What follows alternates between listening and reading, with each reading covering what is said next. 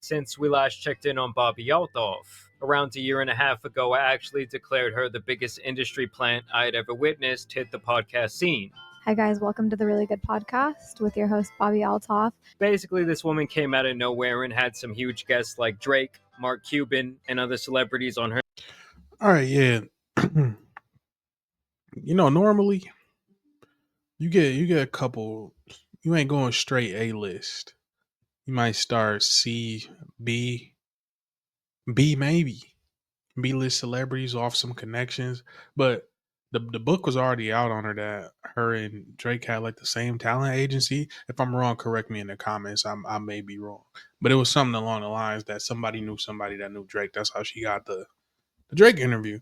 But yeah, I mean, we kind of the book was out on that, but because it was people during that Drake and Kendrick thing that was straight up not saying stuff about or trying to stay on Drake's side, but out of fear of not getting the Drake interview on their podcast.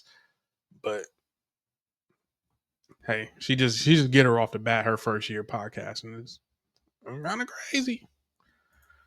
Her show that she dubbed the Really Good Podcast. I think my mom named me after a lawyer, which always kind of like rubbed me the wrong way.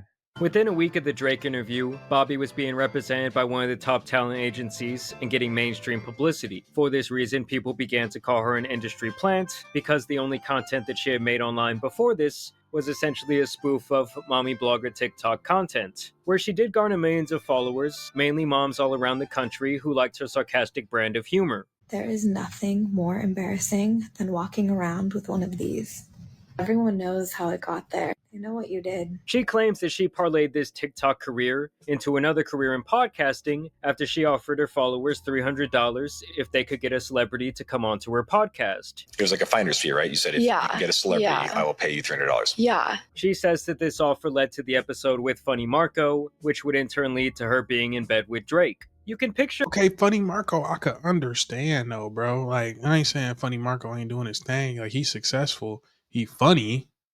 Unironically, that's his name. But not trying to make a pun. But yeah, I get that. But then like Funny Marco to Drake.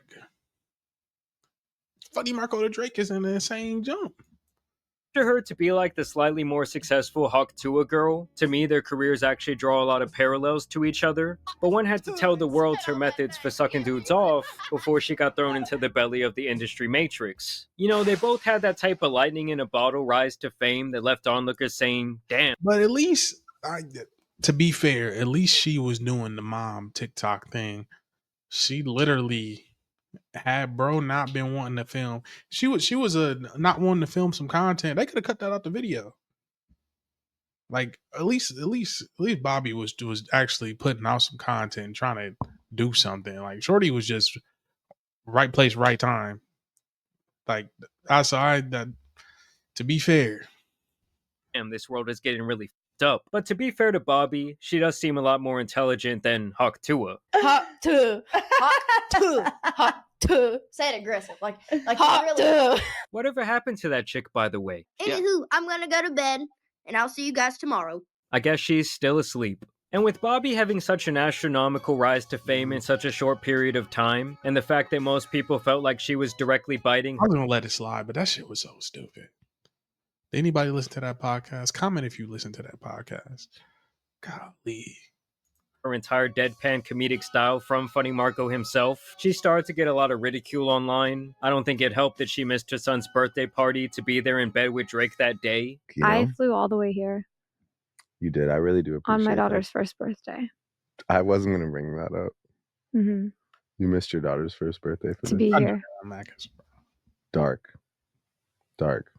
Regret that you'll never be able to undo. Yeah. Horrible parenting. Something people thought was a joke at first. Come on, gang. Like, come on, gang. Yeah. Like, you could have rescheduled. Would he have rescheduled? Would Drake have rescheduled if she was like my daughter's birthday that day? First, as it was her brand to be dry and sarcastic, but now it's been revealed that she was being totally serious. The other thing was, when she was doing these interviews, she would constantly be making passes at these men, asking them if they would sleep with her or if she was their type. Am I your type? I'd do it.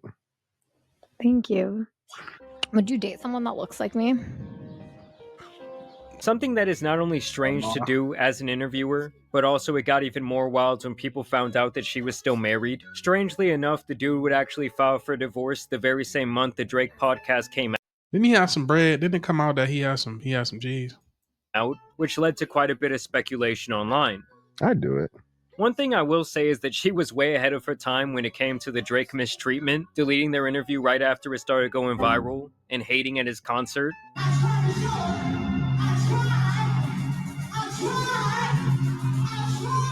But after a while, the sarcastic, too cool to care bit really got old, and she even got put in her place by rapper Offset, who let her know that she wasn't all that. You wanted to be on my podcast. Why you keep saying that cap ass shit, man?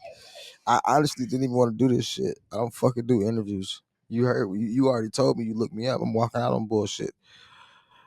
I'm fucking with you because they're making me. As a matter of fact, he cooked the hell out of her. You need a little bit of Hey, this shit was funny.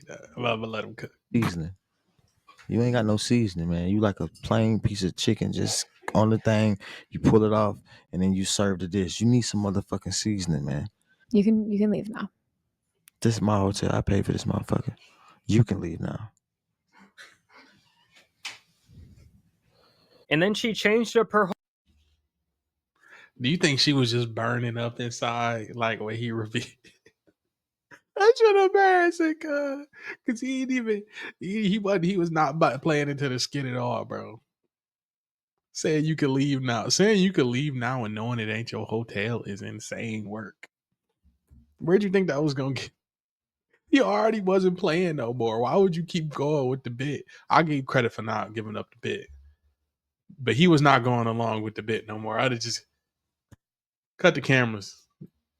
whole look, and she went on a show with Kiki Palmer, and right there she got accused of being an industry plant right to her face. I know. You're not an industry plant, right? I am, but you do feel kind of planty. We do have the same manager, so is this? I know, isn't that planted? crazy? It feels a bit planty. This is definitely you got like you Liz. got here in 5 minutes. It took me 20 years. Hey, it has been a minute. What I think industry plant is? It wasn't 20 years though. Golly.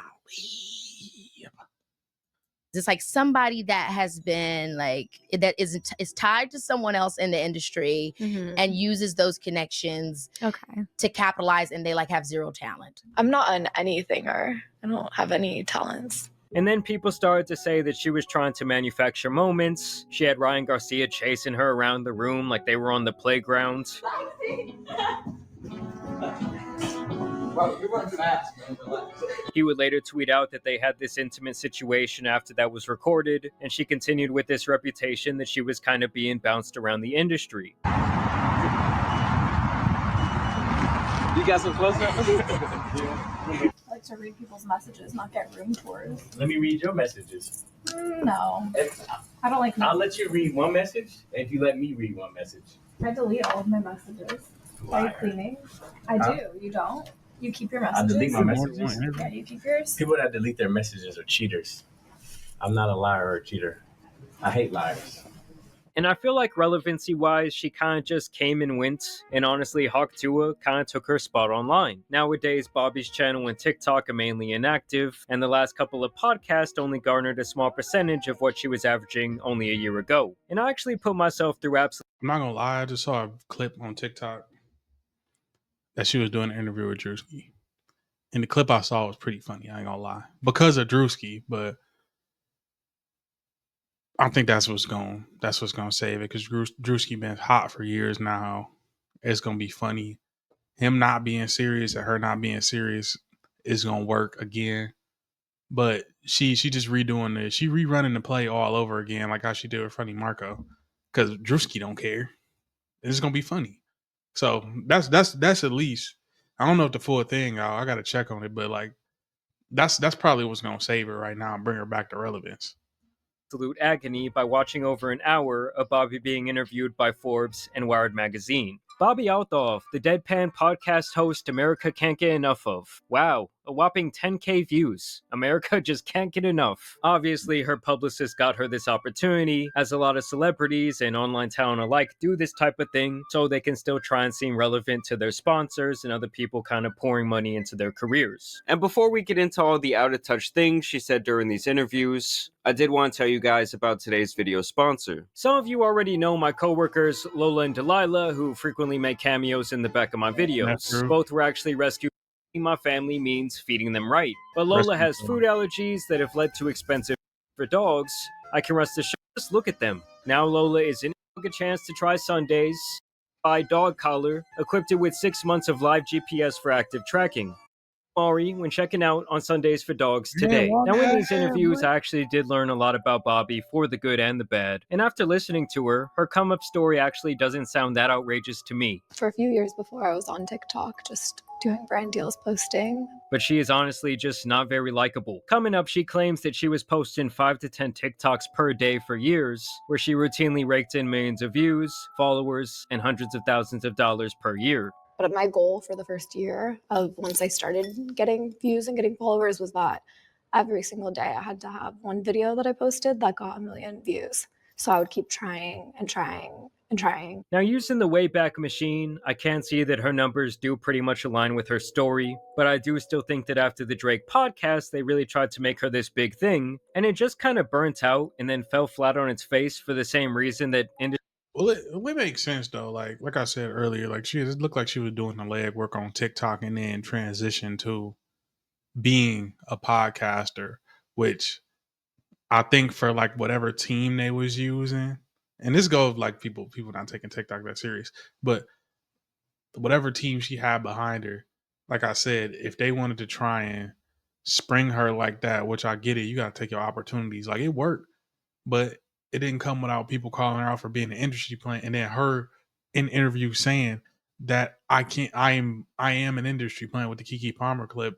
Like it did not help your case. Like you're supposed to keep the allure of like I'm getting help because I'm signed to a talent agency, but I'm not a plant.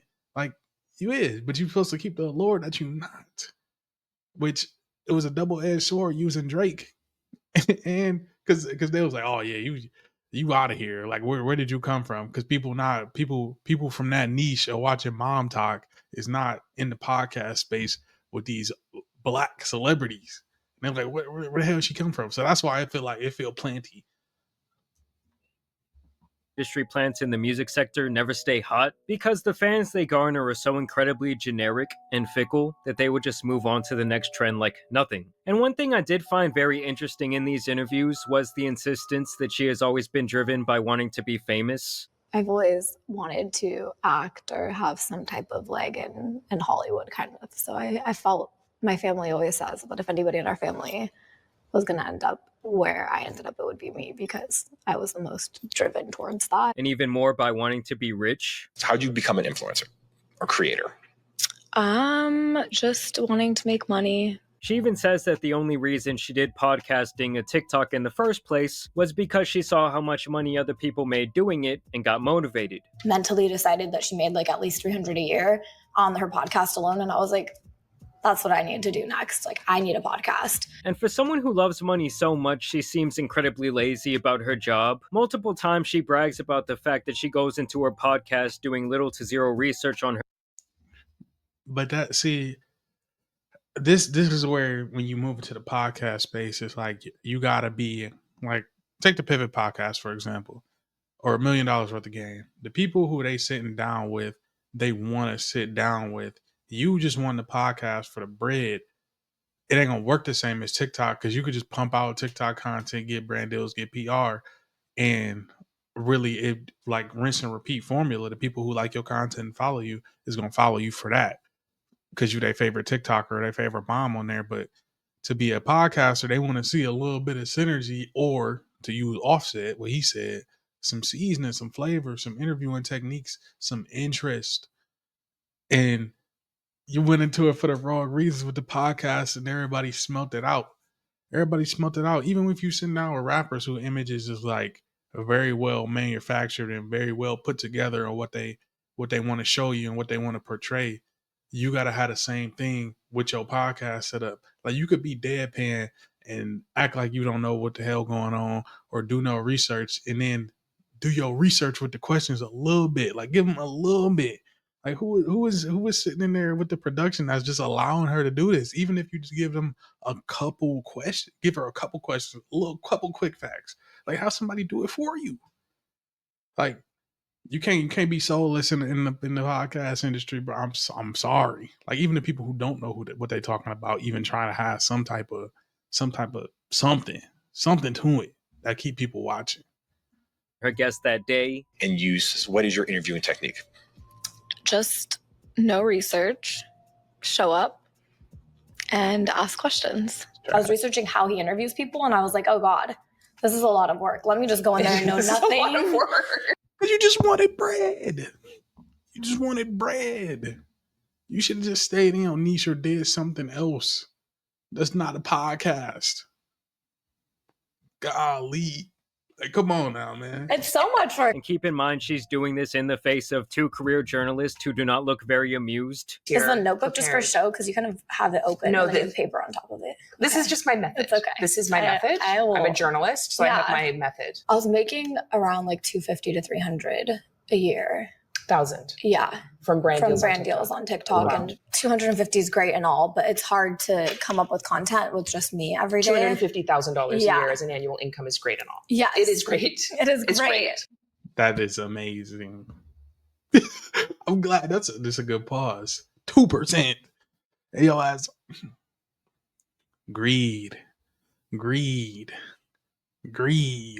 I ain't saying you can't get to your bag, but like, You had the infinite money glitch on TikTok. I mean, they took it away, so it was kind of good you actually got off the podcast.